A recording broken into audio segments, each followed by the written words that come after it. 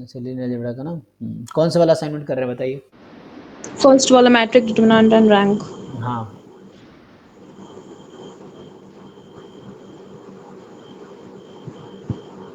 बोलिए question number.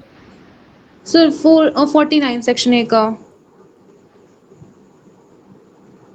Solve कर रहे बट वो हो नहीं रहा उसका आंसर। हाँ, तो गलत हो सकता है। एम ट्रांसपोज विद ट्रांसपोज है, गिवन एम दे रखा है, तो एम ट्रांसपोज बराबर एम इनवर्स, तो इसका क्या मतलब है कि एम इंटू एम ट्रांसपोज बराबर आई, यही ना। हाँ सो एम इंटू एम ट्रांसपोज आई है, तो आ जाएगा एम को एम ट्रांसपोज से मल्टीप्लाई कर दीजिए, आई के इक्वल कर दीजिए। सर उससे कुछ ना कुछ गलत ही आ जा रहा है वैसे। चलिए करके देखते हैं। तो नहीं, इसमें भी सर गलती हो सकती है। आना चलिए, चाहिए ए बट आप नहीं रहा वो ए। एम ट्रांसपोज बराबर एम इनवर्स का है, इसका मतलब है एम इंटू एम ट्रांसपोज बराबर आई, और आई एम मेरे पास है कितना था, 3/5 3/5, 3/5। 3/5 एक्स एंड 3/5। एम ट्रांसपोज जब लिखेंगे ये आ जाएगा, तो आप m को m ट्रांसपोज से मल्टीप्लाई कर दीजिए। तो जब आप मल्टीप्लाई करेंगे, सो 9/25 प्लस 9/25, 18/25, एंड 3x/5 प्लस 9/25, यहाँ से आ जाएगा 3x/5 प्लस 9/25, और फिर x² प्लस 9/25, ये किसके इक्वल है, आई के 1001। तो ये और 1 तो इक्वल है ही नहीं, इसका मतलब क्वेश्चन में मिस्टेक है नहीं ना। हाँ वही तो सर नहीं हो रहा था। जी जी, क्वेश्चन में मिस्टेक है, ऐसे कैसे हो सकता है, यहाँ 18/25 है, तो इस क्वेश्चन में लिखने में अच्छा गलती किया है। हाँ, ठीक है 55 नंबर।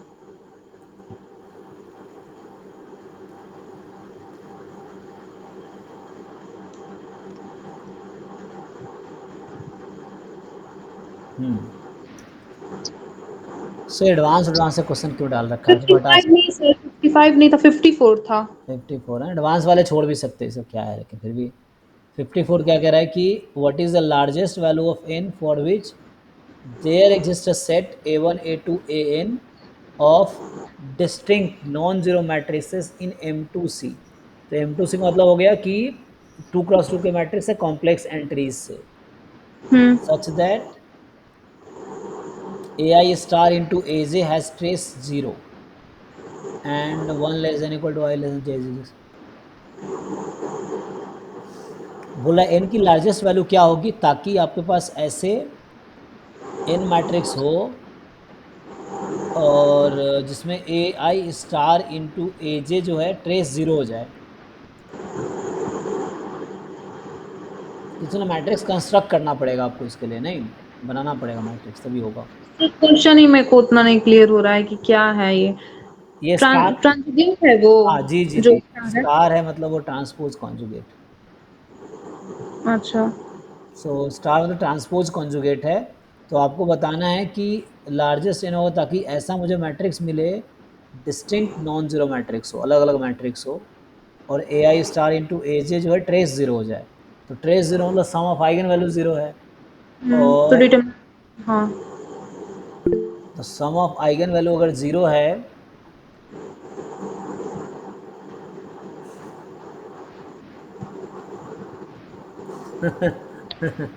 तो यहाँ से ए आई स्टार इंटू ए जे है ना, तो बनाना पड़ेगा ऐसे ना। ये कहना ही चाह रहा है कि जैसे आप मैट्रिक्स ढूंढो a1 a2 an, और ऐसा हो कि जैसे a1 स्टार इंटू a2 ले, या a2 स्टार इंटू a1 ले, इस तरह से, तो इन सब का ट्रेस 0 होना चाहिए।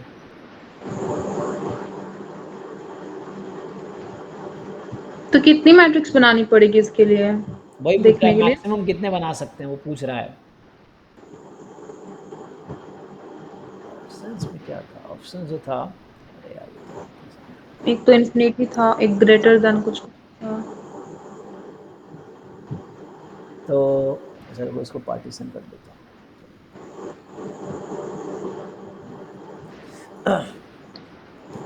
तो यहाँ पे जो है एक तो 1 है, इन्फिनिटी है, 1 और 4 के बीच होगा, 4 से ज़्यादा होगा। तो आप अपने रैंडमली कोई ऐसा एग्जाम्पल बना के देखो जहाँ ऐसा हो जाए। जैसे ये थोड़े मुश्किल क्वेश्चन है, ट्रीफर के ना, TIFR में ऐसे ही आते रहते हैं, बहुत मुश्किल क्वेश्चन वहाँ आते हैं। तो जैम से ये हार्ड आता है पार्टीशन कैसे मतलब। हाँ, थोड़ा जैम से बहुत ज़्यादा हार्ड होता है, इनका रिसर्च लेवल का क्वेश्चन होते हैं, तो फिर ये कुछ पार्टीशन कैसे करते हैं? क्या कैसे करते हैं? ये पार्टीशन कैसे करते हैं कौन सा पार्टीशन? स्क्रीन? अरे भाई यहाँ पे ऑप्शन है, अब आपको ऑप्शन कैसे दिखाऊंगा? वहाँ पार्टीशन का ऑप्शन फ़ोन में रहता है पार्टीशन का, तो फोन पे है? ये तो आईपैड पे लैपटॉप है, में भी होता होगा? लैपटॉप में भी होता है टैब चेंज का ना, तो कौन सा ऑप्शन रहता है सर? अरे वो माइनस करने का ऑप्शन है ना, उसी को दो जगह शिफ्ट कर दो, अलग अलग दो टैब खोल के आधा आधा कर दो उसको, कोशिश करके देखो ना, जो बीच में ऑप्शन रहता है ना माइनस और क्रॉस के बीच, टैब चेंज करने का जो ऑप्शन टॉप पे रहता है क्रॉस में, दो फाइल खोलो और दोनों को अलग अलग ओपन करो, उसको एडजस्ट कर लो स्क्रीन पे, हो जाएगा। एनीवे हाँ, एक पे क्लिक करेंगे तो दूसरा छोटा हो जाता है। नहीं नहीं वैसा नहीं होगा, उसको बराबर लाओ, ऐसा नहीं होगा। हाँ, तो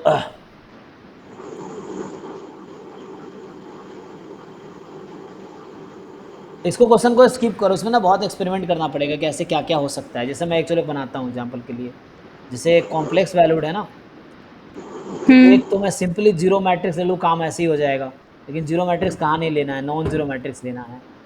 तो नॉन जीरो मैट्रिक्स लेंगे तो ऐसा क्या लोगे ताकि ट्रेस जीरो हो जाए? सर ले सकते ना 1 0 0 -1। ना ये तो ठीक है, लेकिन ऐसा भी हो, ये तो तो इसका ट्रेस, कॉम्प्लेक्स हुआ ही ये भी। ये तो ए का ट्रेस जीरो हो जाएगा। हाँ हमें A star into A1 star into A2 का ट्रेस जीरो करना है। तो बहुत सोचना पड़ जाएगा। हाँ, थोड़ा इसमें एक्सपेरिमेंट करना पड़ेगा कि अलग अलग एग्जाम्पल बना के, जैसे मान लीजिए आपने ए ये ले लिया, और दूसरा ए मैं अगर यही ले लेता हूँ, या A1 ये ले लिया आपने,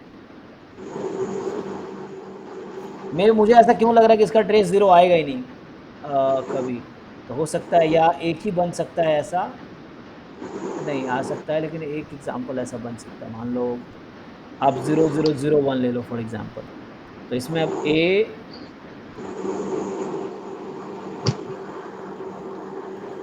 इंटू ए करो कितना, ए स्क्वायर कितना, A square I think zero matrix आ जाता है, तो ये एक सूटेबल एग्जाम्पल बन सकता है। देखो, अच्छा A1 ट्रांसपोज इंटू ए करना पड़ेगा, A1 ट्रांसपोज इंटू ए, हाँ तो कोई दिक्कत नहीं है, A1 ट्रांसपोज इंटू ए जीरो मैट्रिक्स आएगा।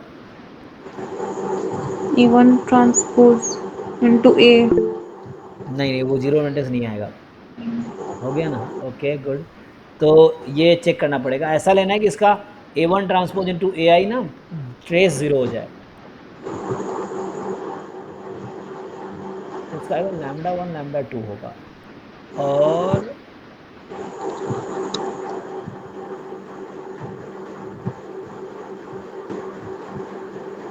फिर बनाना पड़ेगा मैट्रिक्स, या तो एक आएगा या 1 से 4 के बीच में, 4 से ज़्यादा बट फाइनाइट आएगा, इनफाइनाइट आएगा। क्वेश्चन क्लियर ना, मतलब कितने ऐसे मैट्रिक्स बना सकते हैं हम लोग, A1 A2 इस तरह से कितने बना सकते हैं ताकि A1 स्टार है ना, सो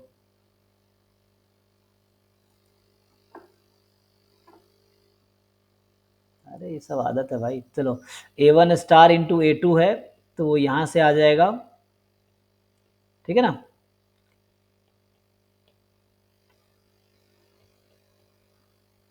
ऐसा होना चाहिए, इसका ट्रेस जीरो होने चाहिए, इसका ट्रेस जीरो होने चाहिए, ऐसा बनाना पड़ेगा। इसको अभी के लिए स्किप करो आप, ये ट्रिपल वाले क्वेश्चन ऐसे ही बहुत, जैम एमएस में ये सब नहीं आएगा, इतना ऐसे तो नहीं आएगा मैथ्स का, क्योंकि ये लोग प्योर मैथमेटिक्स एग्जाम है ना इनका, तो मैथमेटिक्स उस लेवल का डालते हैं क्वेश्चन। ये भी एमएससी के लिए ही है। MSc मैथमेटिक्स के लिए, मैथमेटिकल साइंस, हाँ TFR इंस्टीट्यूट है, Tata institute of fundamental research, तो जिनको रिसर्चर बनना है या तुम्हें है ना अच्छा रिसर्च करना है, इंडिया का टॉप रिसर्च इंस्टीट्यूट है। सुनते हैं कि वहाँ का एनवायरनमेंट सबसे बेस्ट होता है, कि यहाँ आईआईटी से भी बढ़िया। जी जी, वो रिसर्च इंस्टीट्यूट है, तो उसका एक अलग लेवल है, वो IIT उटी बहुत छोटा है इसके सामने है, IIT ISI ये सब बहुत छोटा है इसके सामने है ना, ये सब रिसर्च इंस्टीट्यूट टॉप लेवल के, जो है ना, जो जैसे मान लो, जैसे यहाँ पे कौन थे, मतलब बड़े बड़े जो रिसर्चर्स रहे हैं वो लोग यहाँ पे काम करते हैं, तो तरह की चीज़ है। सर तो रिसर्च तो पीएचडी में करते हैं ना, एमएससी में नहीं ना करते हैं? एमएससी में भी लोग, ये लोग इंस्टीट्यूट, रिसर्च इंस्टीट्यूट वहाँ वो भी करवाते हैं, एमएससी में भी करवा इसमें देते हैं। सारा तरह का रिसर्च होता है, हाँ, बायोलॉजिकल साइंस, ये सब सब सब। हाँ, एमएससी में भी लोग करते हैं। प्रोजेक्ट, आप एमएससी में आप जाओगे तो प्रोजेक्ट होता है एमएससी में, वहाँ भी आपको करना पड़ता है प्रोजेक्ट। अच्छा सर, आपकी पीएचडी कंप्लीट हो गई? हाँ, मेरी तो हो गई है। सर तो आप रिसर्च क्या करते थे आप? इसमें रिसर्च क्या पेपर लिखना पड़ता है। तो आपको एग्जाम नहीं देना पड़ता था? पीएचडी में एग्ज़ाम नहीं देना पड़ता है, पीएचडी में पेपर लिखने पड़ते हैं खाली, क्लास भी नहीं होता था आपका? क्लास भी नहीं होता है। हाँ, ओ। आपको दुनिया का जो रिसर्च है वो पढ़ना है और उसके बेसिस पे अपना आप कुछ नया रिसर्च आपको ट्राई करना होता है। और नहीं रिसर्च करने आया तो? तो नहीं मिलेगा डिग्री। ओ। यहाँ तो मिल जाता है भागलपुर। भागलपुर में नहीं, नहीं, कुछ क्राइटेरिया होता है वो तो। सर सेक्शन बी का था क्वेश्चन, हाँ, बताइए। बी में third and fourth. Third and fourth.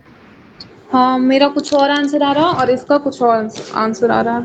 ये जो थर्ड है आपका, ये थर्ड कह रहा है कि ए बी 4x4 की मैट्रिक्स है और रैंक ए रैंक भी है, एडजॉइंट ये है, तो कौन सा स्टेटमेंट ट्रू है? तो एक एग्जांपल लेके कर सकते हैं ना इसको हम। सर थर्ड में तो मेरे को लग रहा है कि ए होगा, बी होगा, डी होगा, बट आंसर में दे रहा है कुछ और ही। आंसर में दिया हुआ था ए सी डी। देखिए यहाँ पे, तो आपको किस ऑप्शन में डाउट है? ऑप्शन कौन सा डिस्कस करूँगा?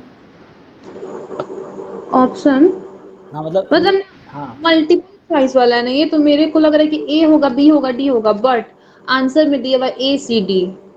तो बी गलत मतलब दिखा दो ना। जब बी गलत है ना, तो एक काउंटर एग्जांपल ढूंढ लो, ट्रू मिल जाएगा। एक्चुअली बी होता नहीं है ऐसा, है ना। बी नहीं होता, ऐसा नहीं होता। चलो एग्जांपल बना लेते हैं, चलो आपके लिए। तो एक एग्जांपल सर हम, हाँ, बी का तो होता नहीं है फॉर्मूला, बट ये तो बी का फॉर्मूला होता ही है। नहीं, नहीं, प्लस में नहीं, माइनस में नहीं होता है, प्लस में होता है बस। चलो इसका मैं, प्लस में तो नहीं होता है ना? इसको मैं गलत दिखा देता हूँ। देखिए ये जो बी ऑप्शन है इसको अच्छा गलत ठीक है कर सर, देता हूँ। नहीं होता होगा, बट सी वाला तो नहीं होता है बिल्कुल भी, वो तो हाँ, मिनिमम का होता है। जी, जी, तो जैसे तो सी सी में, नहीं होना चाहिए, तो आंसर में गलत दिया है ना? नहीं, नहीं, क्या पता ये ट्रू, आपको ये देखना पड़ेगा क्या ऐसा होगा या नहीं होगा। तो जैसे मान लीजिए आप ये कहते हैं कि रैंक ऑफ ए बी जो है लेस देन इक्वल टू होता है minimum of rank A comma rank B, यही ना? और हाँ। ये जो क्वांटिटी होगा this is less than equal to होगा rank A into rank B के। चेक कीजिए आप। लेकिन ये अच्छा। तब होगा जब यहाँ पे, हाँ, रैंक, हाँ, ठीक है। तो ये क्वांटिटी हमेशा लेस देन इक्वल, तो ये भी लेस देन इक्वल टू ये नहीं हो गया। अच्छा, हाँ हाँ हाँ, मिनिमम छोड़ के वो लिख दिया है सिर्फ हाँ, ऐसे। तो ये मिनिमम में कोई एक ही आएगा, यहाँ दोनों को मल्टीप्लाई कर दिया तो लार्जर नंबर आ जाएगा, तो इसीलिए। ऐसे लिख दिया है, अब तो कोई प्रॉब्लम नहीं है। हाँ और ठीक ये है। बी वाले गलत दिखाने के एग्जांपल आप ले लो। एग्जांपल के लिए ए ले लो आप जीरो मैट्रिक्स और बी ले लो आइडेंटिटी मैट्रिक्स, गलत हो जाएगा देखिए। अच्छा। चलो मैं गलत दिखाता हूँ कैसे गलत है। आप यहाँ से जीरो मैट्रिक्स का रैंक कितना होता है? जीरो। जीरो। और आइडेंटिटी मैट्रिक्स का रैंक कितना होता है? 4x4 का है ये, एन। तो 4 एन हो गया, होता है। एन होता है। हाँ, तो यहाँ से rank A minus rank B आपका कितना आ गया? -4। और रैंक ए माइनस बी, तो ए माइनस बी मैट्रिक्स क्या होगा यहाँ से? ए माइनस बी होगा माइनस आइडेंटिटी, यही ना? वाला ही माइनस होगा, इसका रैंक कितना होगा? फोर। इसका भी 4। अब आप यहाँ से देखिए, अगर आप कहते हैं कि सर ये ट्रू है, जैसे आप कह रहे थे कि ये ट्रू होगा, तो यहाँ पता है आप क्या कहना चाह रहे हैं? अगर ऐसा हो जाएगा तो आप कहना चाह रहे हैं 4 -4 से छोटा है, आप ये कहना चाह रहे हैं, नहीं। है ना? तो ये काउंटर एग्जाम्पल हो गया। ये कह रहा है 4 छोटा है -4 से, तो गलत कह रहा है ना, तो हो गया गलत। हाँ तो ये काउंटर एग्जाम्पल आ गया। सर, क्या नाम है, फोर्थ नंबर क्वेश्चन में ए आंसर नहीं होगा, मतलब मेरे को A D, A B D R और आंसर दिया है बी डी, सिर्फ नहीं, गलत ए दे नहीं रखा है, ए होगा आंसर, ये इसने गलत लगा रखे हैं। है। अच्छा ठीक है, तो मेरा सही है ना? हाँ, आप सही कर रहे हैं। ठीक है। और सर सेक्शन सी में थर्ड नंबर देखिए ना थोड़ा। सेक्शन सी में थर्ड नंबर, जी। तो यहाँ से करेंगे आप, अरे section C, C D E, ये रहा। थर्ड नीचे नीचे चला गया, हाँ, हाँ ये वाला।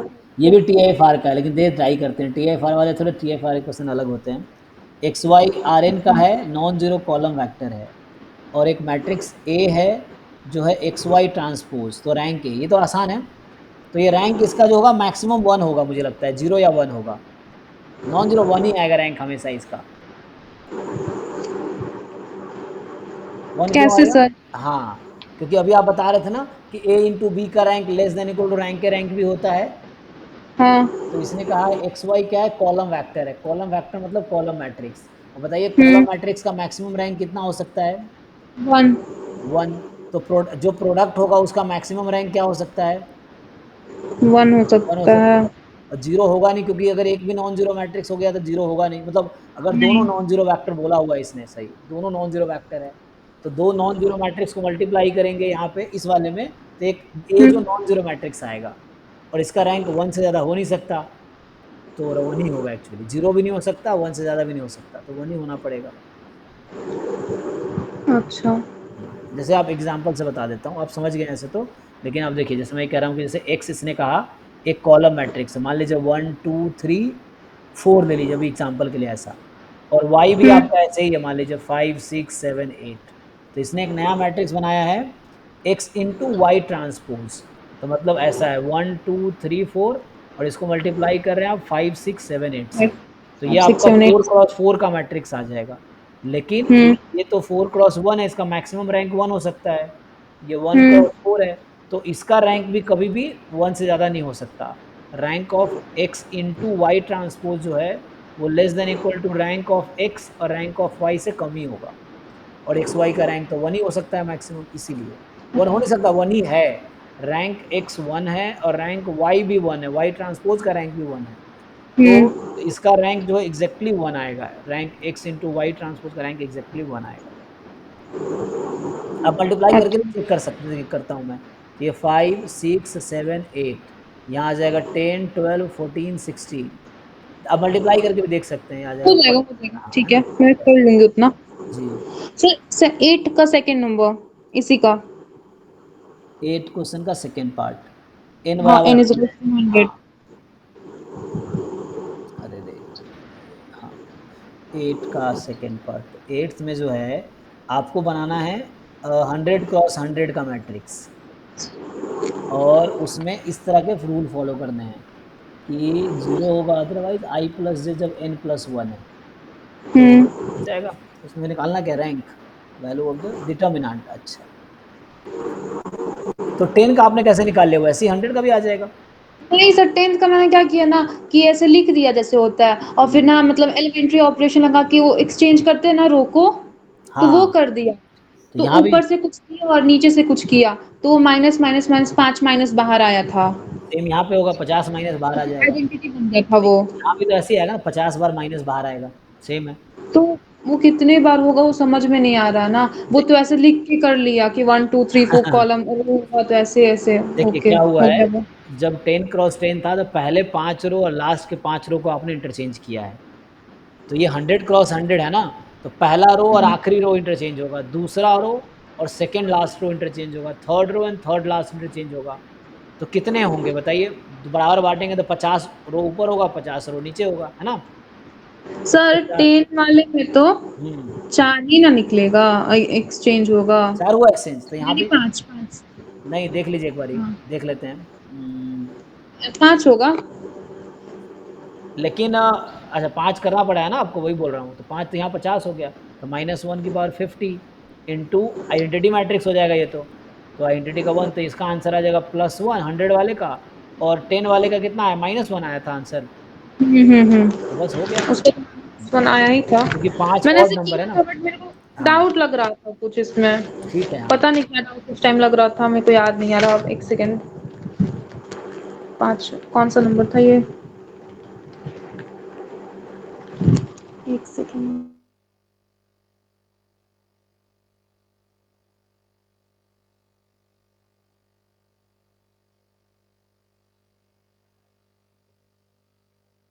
अच्छा ठीक है, ये वाला तो।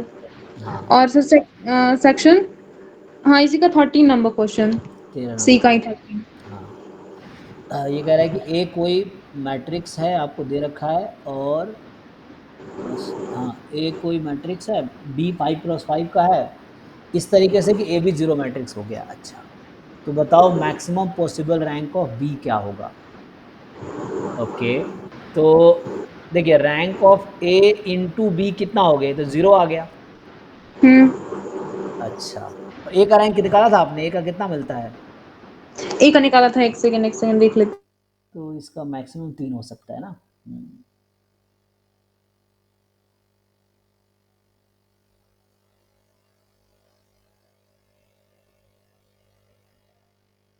सर 3 आया था ए का। अच्छा, ए का रैंक 3 अगर है और ए इंटू बी 0 मैट्रिक्स हो गया, तो पूछ रहा है कि बी मैट्रिक्स का रैंक मैक्सिमम क्या पॉसिबल है। तो बी तो 5 + 5 का है। अच्छा, तो अगर बी का रैंक 5 होता तो ए का रैंक जो हो जाएगा, देखिए होता क्या है ना, ए बी 0 मैट्रिक्स है, तो rank of A B plus nullity of A B बराबर 5 आएगा। तो इसका मतलब है कि रैंक तो 0 है ए बी का, तो ए बी का जो नलिटी है वो 5 है। इसका मतलब है कि ए इंटू बी एक्स बराबर 0 करेंगे तो इसका डायमेंशन 5 आएगा इस केस में। अच्छा, तो पांचों लिनियरली इंडिपेंडेंट है।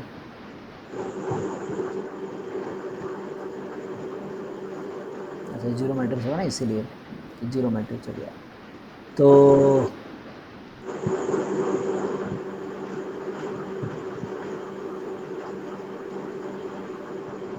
बी एक्स को अगर मैं वाई मान लूँ तो ए वाई बराबर 0 हो जाएगा। तो ए वाई बराबर 0 है, और ए वाई बराबर 0 है, तो अब बी एक्स बराबर मेरा वाई बोल दिया मैंने। तो ए में रैंक 3 है, तो ए का नलिटी कितना हो गया, नलिटी ऑफ ए 5 कॉलम है ना, तो 2 आ जाएगा, है ना। तो ए का रैंक 3 है तो नलिटी 2 आ गया। नलिटी अगर 2 आ गया तो इसका मतलब है कि यहाँ से जो मैंने बी एक्स का नाम वाई रखा था, ठीक है ना, तो बी एक्स बराबर वाई है, और वाई का जो है रेंज स्पेस 2 है, एक्स 5 है, तो इसका मतलब बी का रैंक 2 होना चाहिए। क्या आंसर दिया है इसमें? दो ही दिया दो आंसर। दिया ना। हाँ, तो इसकी वजह ये है, बट सर उससे नहीं बनेगा row of rank A B less than equal to minimum of A B, rank of A हाँ, बी उससे कॉमा। इंटरवल मिलेगा, एग्जैक्ट नहीं मिल पाएगा ना। Rank of A B is minimum of rank A rank B.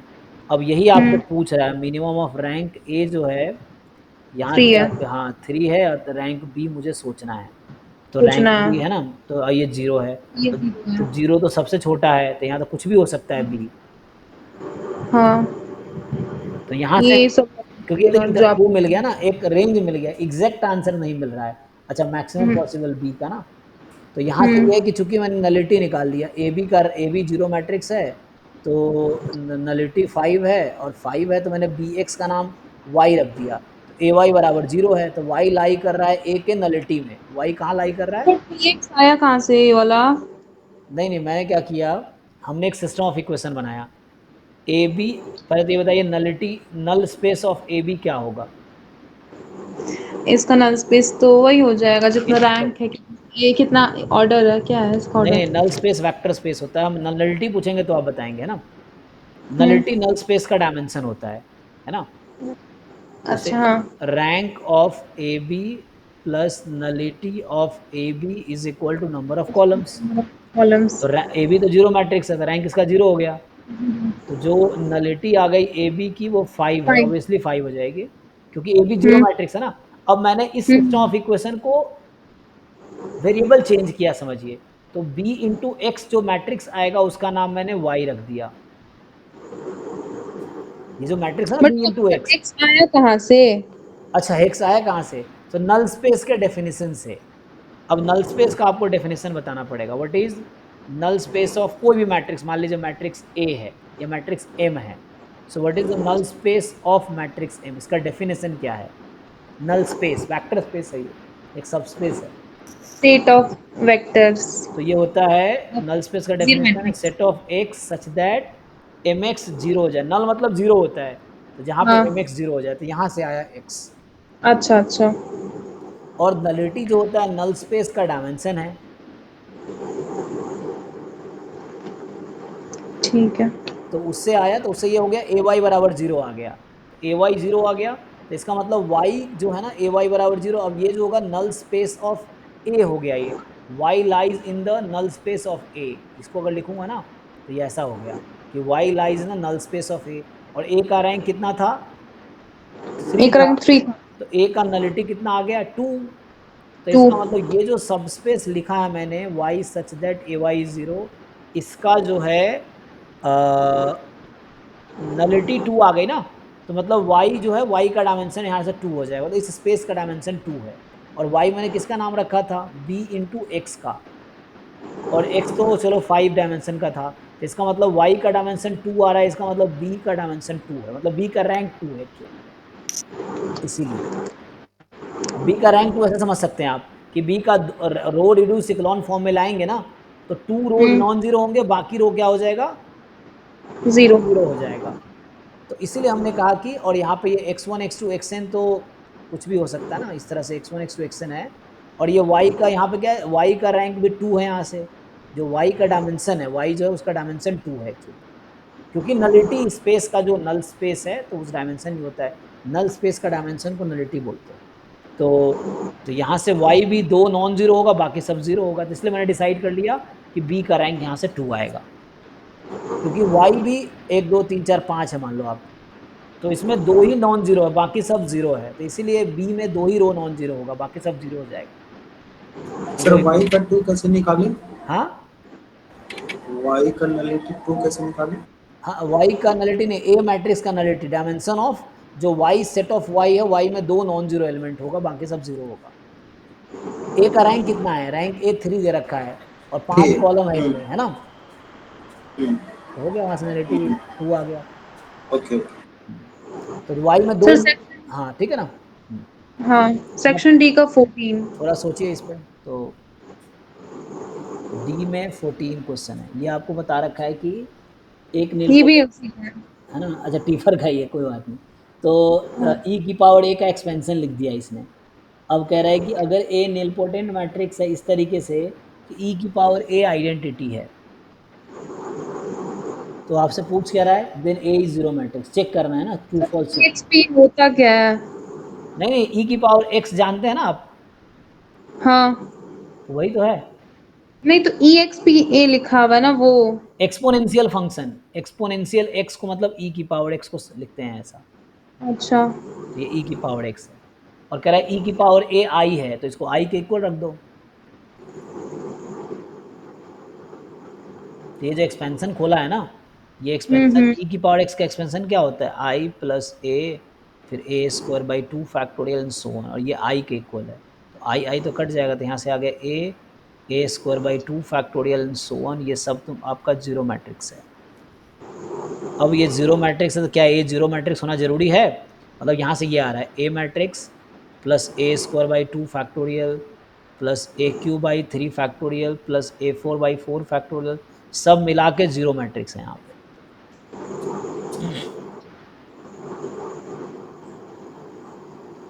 और वहां पे लिखा हुआ है exponent of A is equals to I D. ID तो मतलब आइडेंटिटी मैट्रिक्स, ई की पावर ए है उसका मतलब, एक्सपोनेंशियल ए का मतलब ई की पावर ए। अच्छा, बट ये क्वेश्चन समझ में नहीं आया।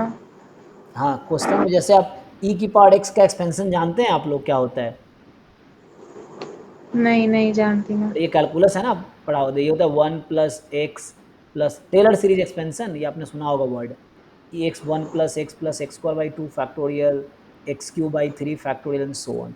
ये 12th में था सर? ये अभी नहीं, 12th में नहीं था, अभी हम पढ़ाएंगे इसको, ये कैलकुलस अच्छा। में सर आएगा। 12th में है ये सर, एनसीईआरटी में हाँ, लेकिन इतना डिटेल में नहीं एक्सपोनेंशियल था, लिखा होगा लॉगरिथमिक। इसका डेफिनेशन वहाँ पे, लेकिन इसका जरूरत नहीं पड़ता था हमें जनरली, लिमिट में कभी कभी यूज जे में, जो बच्चा आए नहीं थे सर, जे, एक अलग से चैप्टर था, एक्सपोनेंशियल लॉगरिथमिक हाँ सीरीज हाँ मैं समझ रहा हूँ जो आप कहना पीछे में। चाह रहे हैं, तो वो अपेंडिक्स में है, अच्छा पीछे है ना, उसमें बुक में वो रहता है, तो लेकिन पढ़ाई नहीं था बोला जो लास्ट में रहता था। हाँ हाँ हाँ, वो अपेंडिक्स एंड में रहता है, सप्लीमेंट्री मटेरियल, तो वो उसमें कोई पढ़ उतना इम्पोर्टेंट नहीं होता ना, तो एग्जाम बिल्कुल। में नहीं आता। तो ये एक्सपेंशन है, ये आगे हम बड़ा कैलकुलस में डिस्कस करेंगे अभी, तो उसमें आएगा, तो उसी का एक्सपेंशन पे एक्स की जगह ए रख दिया इसने। तो अब कह रहे हैं ए क्या जीरो मैट्रिक्स होगा, तो ये सम जीरो कब हो सकता है, वरना ये कोई निलपोटेंट है, ये बता रखा है, ये खुद निलपोटेंट है। अच्छा, इसने कह रखा है, मुझे लगता है जरूरी नहीं है ए 0 हो, आई थिंक सो, मुझे लग रहा है शायद। तो ये फिर से आपको चेक करना पड़ेगा, इसको छोड़ दो, टीफर वाले क्वेश्चन ना यू कैन स्किप। अच्छा सर, सेक्शन ई जो होता है सब्जेक्टिव अब बनाना इम्पोर्टेंट है इसको? नहीं नहीं, क्योंकि ये तो आपके जैम गेट में आएगा नहीं सब्जेक्टिव, बट आप वैसे ट्राई भी कर सर ये सकते हो, प्रूफ है, आसान है तो ट्राई कर सकते हो, नहीं तो छोड़ सकते हो आप। प्रूफ के लिए फिर बुक वुक में से सब चेक हाँ करना हाँ, पड़ेगा, ढूंढना पड़ेगा। बुक लिखना पड़ेगा। हाँ सर, बुक पढ़ना इम्पोर्टेंट है कि असाइनमेंट से हो जाएगा? असाइनमेंट से भी हो जाएगा, अगर आपको समझ आ रहा है सब कुछ तो असाइनमेंट काफ़ी है। जैसे एक बार सिलेबस की जो जो वर्ड्स हैं, टॉपिक्स हैं, वो सब आपने डेफिनेशन देख लिया, थ्योरम्स देख लिए, तो उस बेस पे आप PYQ क्वेश्चंस मैं क्लास में भी कराता हूँ, आप खुद से भी कर लीजिए। और ये जो असाइनमेंट्स अगर आपने कर लिया तो बुक पढ़ने की कोई ज़रूरत नहीं है। अब इसी को आप, लेकिन बुक अगर आप अब पढ़ेंगे ना तो आपको ज़्यादा समझ आएगा, कोई बुक पढ़ेंगे आपको सब कुछ समझ आएगा। एक बार आपने ये सब सिलेबस कर लिया मेरे साथ और क्वेश्चंस कर लिए, तो कोई भी बुक उठाओ, आप डेफिनेशन पढ़ो, एग्जाम्पल पढ़ो, तो आपको समझ मैथ्स आएगा। नहीं है मेरा। हाँ, नहीं, मैथमेटिक्स ग्रेजुएशन में मैथ्स भी नहीं है, स्टैटिस्टिक्स भी नहीं है, कुछ भी नहीं है। कोई बात, फिर भी आप अच्छा कर रहे हैं, अच्छा ट्राई कर रहे हैं, इतना एफर्ट्स कर रहे हैं, अच्छी बात है। ये है तो उस कंटिन्यूअस, देखो पहले से क्या आता है इससे फर्क थोड़ी पड़ता है, हम कितनी कोशिश कर रहे हैं ये इंपॉर्टेंट है। अभी आप चाहें तो जिनको पहले से आता है, अगर आप अभी कोशिश करना शुरू किए कुछ दिन बाद, उनसे बेटर आपको आ जाएगा, अगर आप लगातार कोशिश कर रहे हैं तो ये चीज़ है। तो बस हाँ सर। कंटिन्यूअसली कुछ टाइम तक मेहनत करते रहिए तो आप बाकियों से बेहतर हो जाएगा। क्योंकि मान लीजिए कोई मान लो 10 की स्पीड से 10 साल से चल रहा है, और कोई 100 के स्पीड से 1 साल चल ले, तो हो सकता है उससे बेटर हो जाए, ये चीज़ है। हम्म। तो वैसा है। सर, सेक्शन ए का जो क्वेश्चन नंबर 4 था ना, तो आपने बोला था ना कि उसको ट्राई करना क्लास में, आपने बोला था तो हाँ कोई पैटर्न पता चल जाएगा। तो हाँ। मैंने ट्राई किया ना, तो एग्जैक्ट पैटर्न नहीं पता चल रहा। जैसे 4 निकाली ना, हाँ, हम्म, इसमें ये 4 एलिमेंट है ना। एक हम्म। सेकंड, कौन सा वाला का नहीं पता चल। हाँ, ये रहा फोर्थ, ये वाला ना फोर्थ क्वेश्चन, हाफ हाँ, हाँ, तो एलिमेंट। सर इसका ना ए ने 2 1 नहीं, A12 का ना पैटर्न एग्जैक्ट नहीं पता चलेगा। ठीक करते हैं, 4 से निकालिए, पता, M4 तक हाँ डायरेक्ट निकालिए। पता नहीं चलेगा, लेकिन मैं बता देता हूँ, मुझे पता चल जाएगा। आपको थोड़े से ठीक से, हाँ, तो थोड़े नहीं, से एग्जैक्ट पैटर्न आ ही नहीं रहा उसका। आ जाएगा। देखिए मैं कर देता हूँ, तो अभी के लिए ये लास्ट क्वेश्चन ही होगा ना ये, चलिए। तो मैं एम स्क्वायर निकालता हूँ, ध्यान से देखिए। जब आप एम स्क्वायर निकालेंगे तो यहाँ आएगा 1/2 1/401।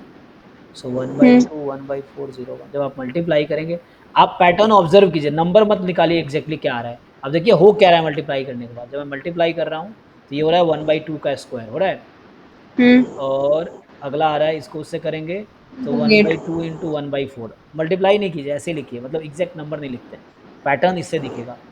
अब ये आ जाएगा, यहाँ पे 0 आ जाता है ये, हम्म। और ये आ जाएगा 1। तो ये तो 1। फिक्स है कि 0 1 आता रहेगा शायद, है ना।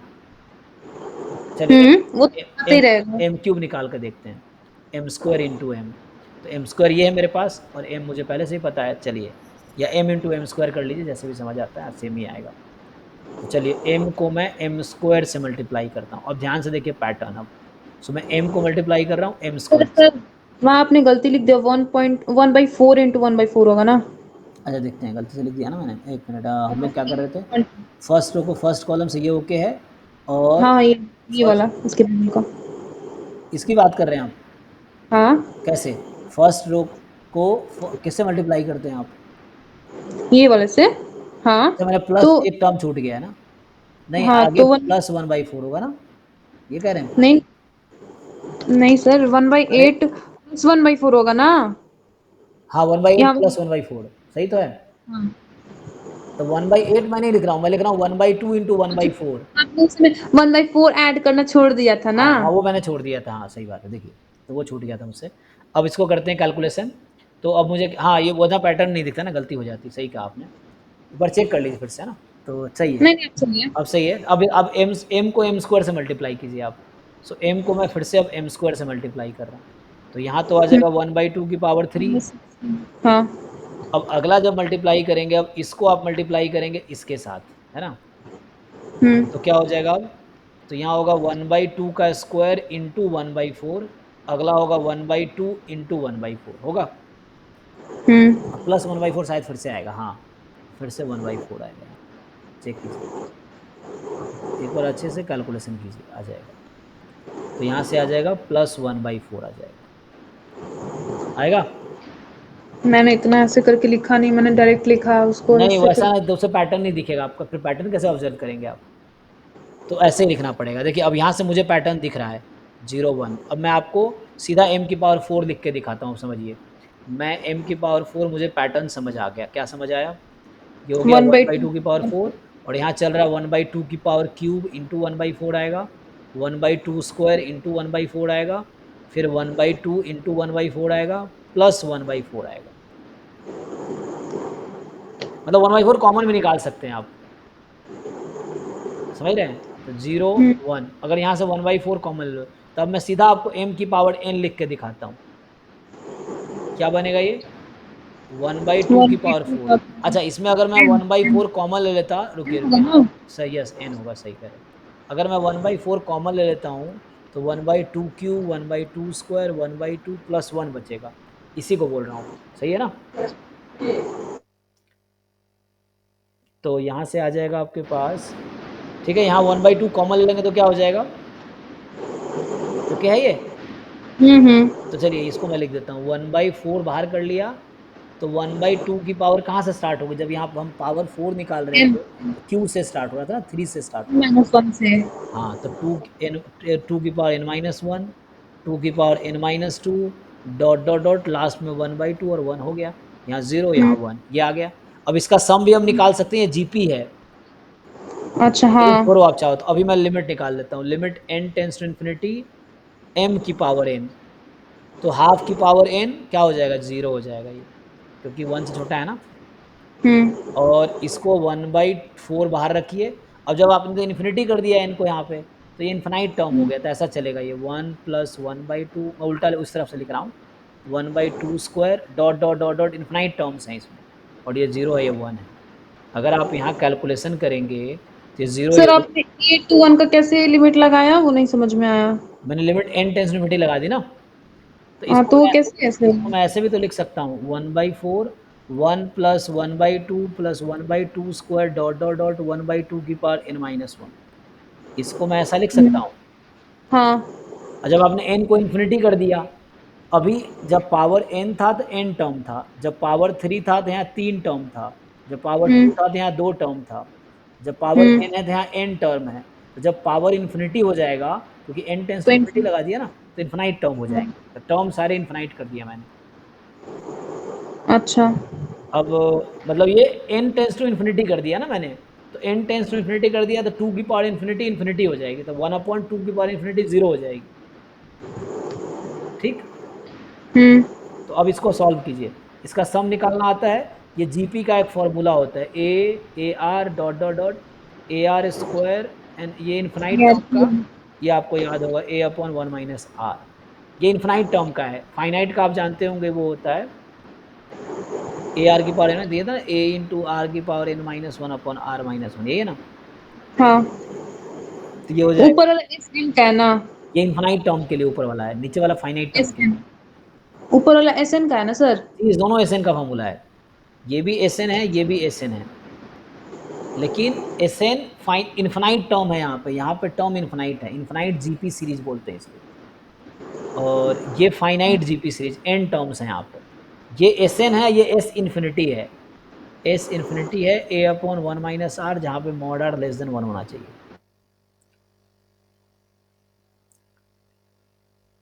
आप इसको सीख लेना, तो यहाँ से मैं फाइनली लिख देता हूँ आंसर। तो 1 by 4 into a upon 1 minus r, और यहाँ तो 0 ही था, यहाँ 1 है। तो फाइनली जो ये आ गया answer, limit n tends to infinity m की पावर n, ये आ गई आपके पास 0 0 1, और ये आ गया 1 बाई टू कट गया ना, 1 बाई 8, ये आ गया आपका m n पावर n। बाकी कर लो आप जो भी करना है, इंटू एक्स, तो इसको आप x से मल्टीप्लाई कर दो।